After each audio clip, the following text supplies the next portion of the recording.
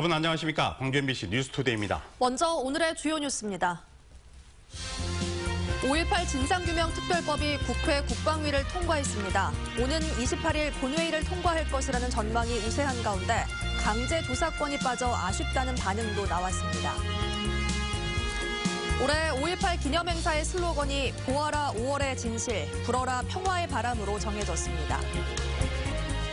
한국 GM의 공장 폐쇄 방침으로 군사는 도시 전체가 뒤숭숭한 가운데 광주도 변화하는 산업 구조에 제때 대응하지 못할 경우 남의 일이 아니라는 지적이 나오고 있습니다. 정부의 논면적 줄이기 정책이 절반으로 줄어든 지원금 탓에 국민들로부터 외면받고 있습니다. 5.18 진실 규명을 위한 특별 법안이 어제 여야의 갈등 끝에 국회 국방위원회를 통과했습니다. 그런데 강제조사권이 빠져 실체적인 진실 규명에 한계가 있을 것이라는 우려가 벌써부터 제기되고 있습니다. 김인정 기자입니다.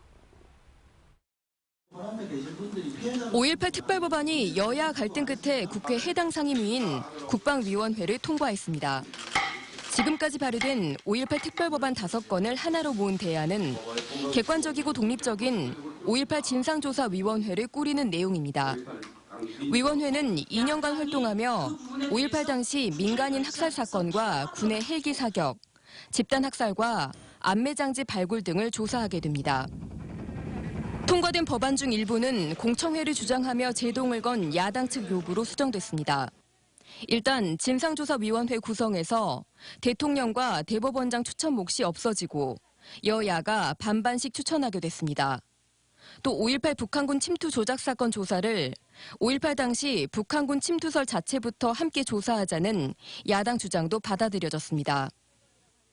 그러나 38년간 입을 열지 않은 핵심 당사자들을 조사하려면 강제 조사권과 동행명령권을 강화해야 한다는 지역민들의 주장은 정작 반영되지 않아 5월 단체들의 우려가 제기되고 있습니다. 한편 여야 합의로 국방위를 통과하게 된 5.18 특별법은 특별한 변수가 없다면 오는 28일 본회의 상정이 유력해 이달한 국회 통과가 전망되고 있습니다. MBC 뉴스 김인정입니다. 5.18 진상규명 특별법이 국회 국방위원회를 통과한 것과 관련해 여야가 환영의 입장을 밝혔습니다. 민주당 광주시당과 전남도당은 공동성명을 통해 특별법의 국방위원회 통과를 환영하며 5.18 정신의 헌법 전문 수록으로 이어질 수 있도록 최선의 노력을 다하겠다고 밝혔습니다. 바른미래당은 대변인 논평을 통해 자유한국당의 보이콧과 민주당이 무능으로 표류했던 상임위원회 통과가 이제라도 이루어져 다행이라고 밝혔고, 민평당은 여야의 대승적 합의에 감사드린다며 오는 28일 본회의에서 법안이 통과될 수 있도록 총력을 다하겠다고 논평했습니다. 5.18 민주항쟁 기념행사위원회는 보아라 5월의 진실, 불어라 평화의 바람을 슬로건으로 올해 38주년 행사를 추진합니다. 이 슬로건은 시민 공모로 채택됐으며 5.18의 진실 규명과 책임자 처벌 등 5월의 진실을 시민의 힘으로 밝혀낸다는 의지를 담고 있습니다. 행사위원회는 다음 달 6일 국립 5.18 민주묘지에서 출범식을 갖고 본격적인 활동에 들어갑니다.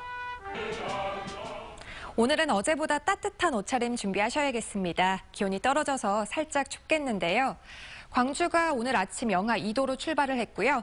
낮 기온은 6도로 어제보다 4도가량 낮아지면서 평년 기온을 밑돌겠습니다. 바람도 불어서 실제로는 더욱 춥게 느껴지겠는데요. 반짝 추위이기 때문에 내일부터는 다시 기온이 오를 전망입니다. 찬바람 덕에 대기 확산은 원활합니다. 미세먼지 농도 보통 수준 유지하면서 대기질 좋을 것으로 보이는데요. 다만 여전히 대기는 메말라 있습니다.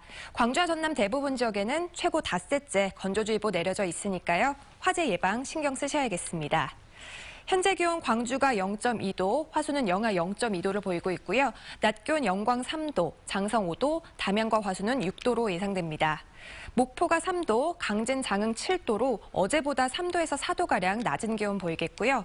곡성과 구례 보성 6도, 순천과 여수는 7도로 예상됩니다. 날씨였습니다. GM의 군산공장 철수 소식에 분위기가 뒤숭숭합니다. 조선과 자동차로 한때 잘 나가던 군산이 희망 잃은 도시로 변한 데는 대기업 제조업에 의존하는 경제 구조가 큰 원인이 됐습니다. 광주도 이런 점에서 별반 다르지가 않은데요. 먼저 송정근 기자가 군산에 다녀왔습니다. 지난해 7월 폐쇄된 군산 현대중공업 인근 상가. 점심시간인데도 사람의 발길이 드물고 상가 곳곳이 텅 비어 있습니다. 유령 도시로 변하면서 인근 상가들이 직격탄을 맞았습니다. 아우 힘들어갖고 막 죽겠어요 지금. 이거 어떻게 살아야 할까? 어떻게 살았까 지금 마음이 캄캄해.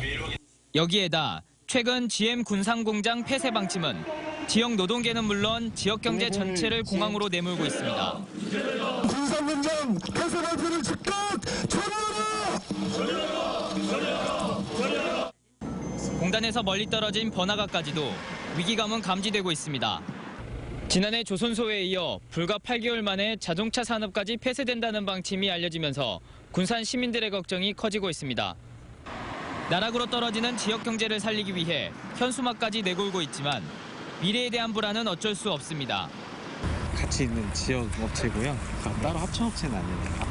계셨던 분들도 다 일자리들 같은 게 없어지시니까 저희가 뭐 버틸 게 이거밖에 없는 것 같아서. 군산 지역 총 생산의 16%, 수출의 40%를 차지하는 현대중공업과 GM 두 공장의 폐쇄는 곧바로 2만 명 근로자가 길거리로 나앉을지도 모른다는 우려가 조금씩 현실로 다가오고 있습니다.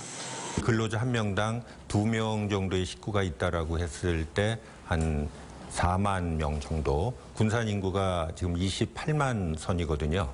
그러면 거의 10% 이상이 실직 상태에 가는 거고.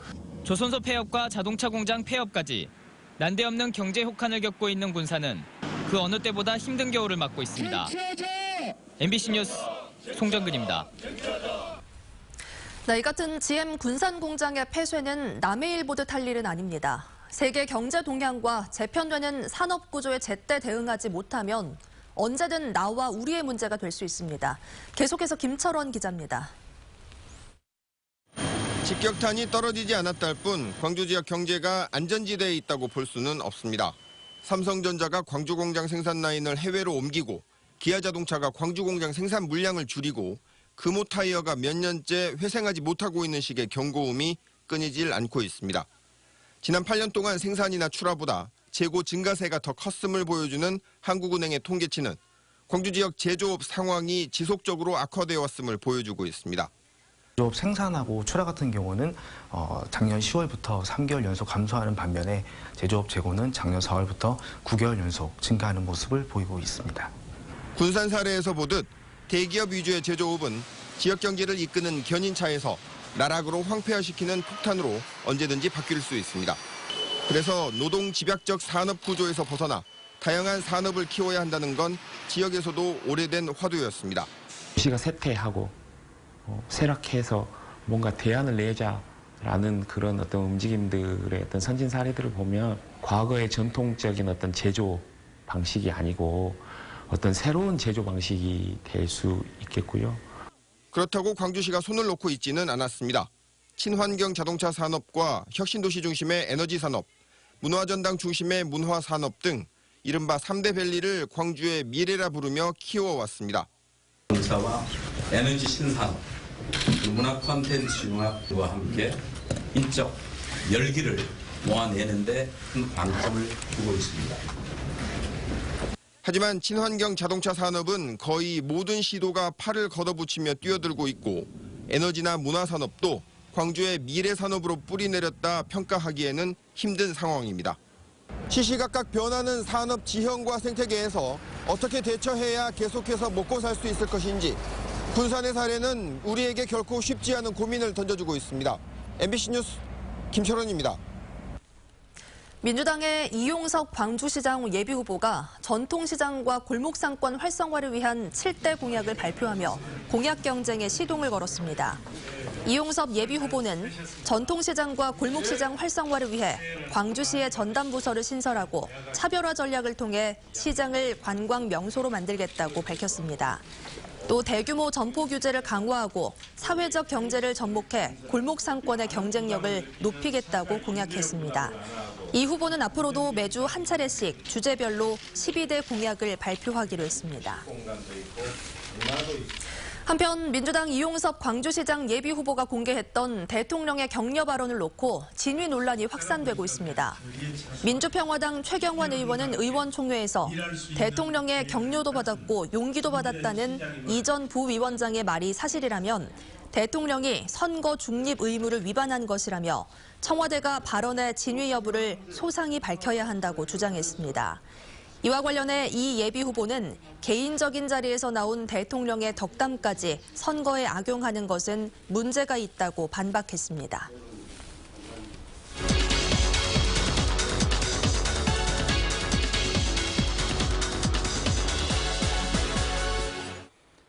(6.13) 지방선거를 앞두고 서울 민심과 정치권 지형 변화에 따른 각 정당의 입장을 들어보는 시간입니다. 네, 오늘은 김철근 바른미래당 대변인과 이야기 나눠보겠습니다. 안녕하십니까? 네, 안녕하십니까. 저는 이번에 평창 동계올림픽 인기를 끌고 있는 컬링 종목을 보면 정치권에서도 그렇게 스톤 앞을 부지런히 문질러야 되는 그 민심을 얻어야 되는 노력하는 모습이 따라야 되지 않을까 이런 생각이 드는데요. 이번에 설 민심 들어보시고 어떤 느낌을 받으셨어요? 그 컬링이 쓸고 닦는 것도 있습니다만은 네. 중심으로부터 항상 벗어날 수도 있는 거죠. 네. 네, 그래서 거대 양당의 정치가 컬링처럼 밖으로 벗어날 수도 있다 이런 말씀 좀 드리고 싶고요. 저희는 2월 13일 날 창당을 해서요. 설에 여러분들 만나 보니까 상당한 기대를 가지고 있다 네. 이런 말씀 드립니다. 지역과 이념을 넘어서 새로운 정당 헌정사상 처음 있는 동서화합정당이기 때문에 네. 그런 기대를 많이 느꼈습니다.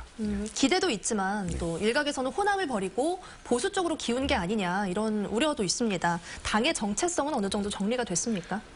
호남은 저희한테는 어머니와 같은 존재입니다. 네. 그래서 국민의당의 세력을 키워주셨고 만들어주셨기 때문에 국민의당의 창당 정신이 그대로 바른미래당이 그대로 있다고 생각하시면 될 겁니다. 그래서 일각에서는 호남을 자꾸 버렸다고 저희를 공격하는데 그건 사실은 음해나 마타도 비슷한 겁니다. 저희는 호남을 기반으로 해서 전국정당으로 커서 호남의 이익을 잘 대변할 수 있는 그런 정당으로 성장하겠습니다. 네. 바른미래당이 힘 있는 대한야당 그리고 또 국회 캐스팅 포털을 표방하고 있습니다. 그런데 이 제2의 보수 통합을 우려하는 목소리도 있거든요. 어떻습니까? 바른미래당은 민주당과 자유한국당 양쪽에 어떤 통합도 없습니다. 네. 민주당도 극복 대상이고 자유한국당도 극복 대상입니다. 특히 민주당은 경제 무능으로 그다음에 자유한국당은 부패 이런 걸로 결국은 사라져야 될 정당으로 저희는 생각하고 있기 때문에 저희가 대안으로 열심히 성장하려고 하는 상황인데 어찌 자유한국당하고 2단계 통합 이런 게 있을 수 있겠습니까? 통합은 전혀 없고요. 후보 단일화도 하지 않을 겁니다. 저희는 당당하게 저희 모습 그대로 저희 후보들과 열심히 국민들의 신임을 얻도록 하겠습니다. 네, 바른미래당 지난 13일에 창당하기까지 많은 변화를 겪었습니다. 또 인물난을 겪고 있는 것도 사실이잖아요. 지방선거를 앞두고 어떤 전략을 세우고 계신지 또 궁금합니다. 사실은 저희가 많은 분들하고 같이 했으면 했는데 호남의 많은 의원님들하고 같이 못해서 굉장히 아쉬움이 큽니다. 저희하고 통합에 대해서는 기본적으로 동의하신 분들도 많았는데 네. 사실 절차나 이런 여러 경우들 때문에 함께하지 못한 분들에 대해서 대단히 아쉽게 생각합니다. 하지만 저희가 내세우고 있는 민생과 안보, 미래를 위한 젊고 매력 있는 정당 여기에 동의하는 많은 분들이 영입될 걸로 생각하고 있습니다. 그래서 그분들 좋은 후보들을 내세워서 호남, 특히 광주, 전남 시도민들에게 평가를 받도록 하겠습니다. 네, 김철근 대변인 또 고향이 또 고흥이어서 이곳에 관심을 많이 갖고 있는 걸로 알고 있는데요. 네. 근데 목표가 너무 높은 것 같습니다. 광주시장과 5개 구청장 모두를 당선시키겠다. 네. 어떻습니까? 가능성이 있어 보입니까? 지난 총선 때 생각을 한번 해보시면 네. 광주가 8석이고 전남이 10석인데요. 그때 국민의당이 과연 광주 전남에서 몇 석이나 얻을 수 있을까? 이렇게 굉장히 궁금하지 않았습니까? 네. 사실 쉽지 않을 거라고 생각을 했었는데 실제로 뚜껑을 열어봤을 때 광주는 전석을 다 석권을 했고요. 전남도 한 석, 2석 외에는 다 석권했던 상황입니다. 네. 이런 상황을 본다면 지방선거를 앞두고 지금 한 4개월 남아있는데요. 광주, 전남 시도민들이 여러 변화를 겪을 거라고 봅니다. 특히 지금은 우리가 3만 불, 5만 불 시대로 가기 위해서는 서울, 부산을 잇는 동남축 경제가 그 한계에 다다랐고요. 이제는 중국을 바라보면서 서울과 목포를 잇는 서남축 경제 시대가 오는데 그 핵심은 호남에 있습니다. 네. 그 호남 시대를 열어갈 수 있는 역량 있는 좋은 후보들을 잘 내도록 하겠습니다. 알겠습니다. 네, 기대를 해보도록 하겠습니다. 오늘 말씀 잘 들었습니다. 나와주셔서 고맙습니다. 고맙습니다. 감사합니다. 해마다 쌀값 하락이 이어지면서 정부가 올해부터 논 면적을 줄이기 위해 논에 다른 작물을 심는 농민들에게 지원금을 주는 사업을 시행하고 있습니다. 전남에서도 농민들 대상으로 신청을 받고 있지만 실적이 저조합니다. 그 이유를 김윤 기자가 취재했습니다. 논농사 15헥타르 가운데 3헥타르를 지난해 밭작물로 전환한 농민 한희중 씨. 지난해까지 1헥타르에 300만 원가량의 지원금을 받을 수 있었기에 가능했습니다. 하지만 올해는 밭으로 전환했던 논에 다시 벼를 심을지 여부를 고민하고 있습니다. 정부 지원금이 절반으로 줄었기 때문입니다. 요즘 외국인 노동자들도 인건비가 올랐어요. 그래가지고 이걸 이제 이 작곡이라는 거는 수확을 할 때 기계화가 안 돼 있기 때문에 정확히 기계화가 돼 있으면 괜찮은데 쌀 생산 조정제의 일환인 논에 벼 대신 다른 작물을 심는 정책은 문재인 정부에서는 올해 처음 도입됐습니다. 하지만 지난해 자치단체 자체적으로 이 사업을 시행했던 전남과 경북, 강원도 농민들 가운데 이 사업에 참여한 농민들에게만 이런 기준이 적용됐습니다. 또한 절반의 지원금이라도 혜택을 받으려면 논 1000제곱미터를 추가해야 한다는 조항도 신설됐습니다. 농민들은 이처럼 지원비가 절반으로 줄면서 논에 타 작물을 심는 사업 신청을 포기하고 있습니다. 전남에서는 1,600여 헥타르의 논을 밭으로 전환할 계획이지만 지금까지 계획 면적의 4.3%만 확보한 상태입니다. 그래서 저희 도에서 거의 불합리하다 생각돼가지고 작년에 그 시범사업 했던 그 지역에는 전액 그 50%가 아닌 100%를 지원해 주도록 저희들이 별도로 건의를 해가지고 정부는 이 사업의 신청 기간을 이달 말에서 오는 4월 20일까지 연장했지만 지원금 조정에는 난색을 보이고 있습니다. MBC 뉴스 김윤입니다. 금호타이어 직원 40여 명이 희망퇴직했습니다. 금호타이어에 따르면 최근 실시한 희망퇴직에서 사무직 10여 명과 생산직 30여 명 등 총 40여 명이 신청해 퇴직을 했습니다. 금호타이어 사측은 추가 희망퇴직에 대해서는 생산직의 경우 노조의 반대를 못하지만 사무직은 계속 신청을 받고 있다고 밝혔습니다. 정종재 광주시 행정부시장이 취임했습니다. 정종재 신임 행정부시장은 행정고시 출신으로 지난 1990년부터 2004년까지 광주시에서 근무했고 행정자치부 등 중앙부처에서 요직을 거친 뒤 13년 만에 부시장으로 돌아왔습니다. 한편 전임 박병호 행정부시장은 지방자치 인재개발원장으로 자리를 옮겼습니다. 광주에 여성 일자리 240개가 새로 생깁니다. 광주시와 하나카드는 오는 4월까지 광주에 고객센터를 설치하고 240명의 상담 인력을 채용하는 내용의 투자 협약을 체결했습니다. 한편 광주에는 보험과 통신, 금융 등 모두 54개 고객센터에서 7천여 명의 상담사가 근무하고 있습니다. 검찰 내 성폭력 피해를 폭로한 서지현 검사 이후 사회 전반으로 미투 운동이 번지고 있는 가운데 YWCA가 검찰 내 성범죄에 대한 성역 없는 수사를 촉구했습니다. 광주 YWCA는 우리 사회의 성차별 문화와 남성 위주 가부장제 문화, 위계적 서열 문화가 이러한 현상을 빚었다며 학교와 공기업 등의 성평등 교육을 의무화하고 민간 기업과 공무원 조직에 성폭력 전담 기구를 설치하라고 요구했습니다. 광주은행이 고객이 작성하는 각종 신청서를 종이 문서에서 전자 문서로 대체하는 시스템을 시행합니다. 이 시스템은 16개 지점을 시작으로 점차 대상을 확대해 4월 2일에는 모든 영업점에서 전면 시행됩니다.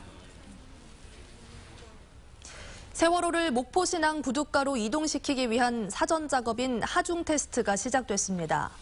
세월호 선체조사위와 현대사모중공업은 지난 20일 모듈 트랜스포터 364축을 세월호 하부에 진입시킨 데 이어 어제 모듈 트랜스포터에 설치된 유압장치로 세월호 무게를 정밀하게 측정하는 작업을 진행했습니다. 오늘은 현재 수직으로 누운 세월호를 부두로 직각이 되도록 이동시킬 예정이고 선체 보강 등을 통해 6월 중순까지 세월호 선체를 바로 세울 예정입니다.